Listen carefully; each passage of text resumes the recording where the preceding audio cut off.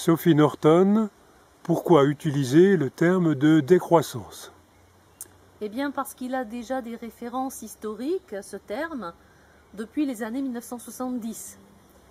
Il représente donc un courant de pensée politique et écologique qui perdure, même s'il est peu connu du grand public. C'est un terme qui s'oppose clairement au mythe de la croissance permanente, dans lequel nous baignons. Il signifie la déconstruction nécessaire d'une idéologie, souvent admise comme une évidence indépassable, que trop peu de citoyens remettent en question. Et si on fait un petit peu d'histoire, le mot décroissance a été employé par Jacques Greenwald, traducteur, disciple et ami du père de la bioéconomie, Nicolas Georgescu-Roegen, qu'il a rencontré en 1974, afin de résumer et rassembler pour la première fois en français ce principe de bioéconomie.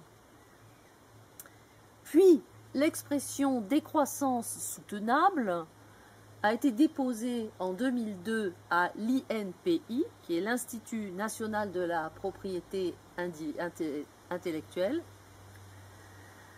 Le mot fut utilisé par de nombreux philosophes, professeurs et sociologues, critiques du système de prédation et de surproduction, comme André Gorz, André Ammar ou Bernard Charbonneau. Donc on voit que depuis les années 70, c'est un terme qui a été assez récurrent dans certains courants de pensée.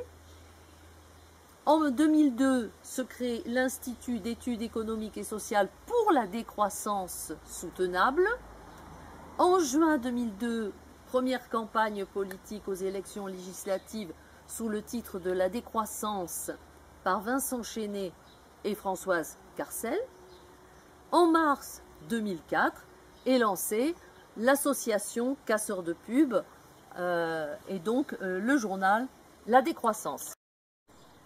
En juillet 2006, l'ex-ministre et député vert Yves Cochet prend parti pour la décroissance.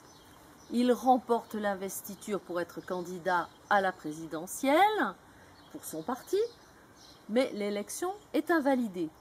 Au deuxième vote, il perd d'une courte tête face à sa concurrente, Dominique Voynet, qui, elle, était opposée au principe de la décroissance.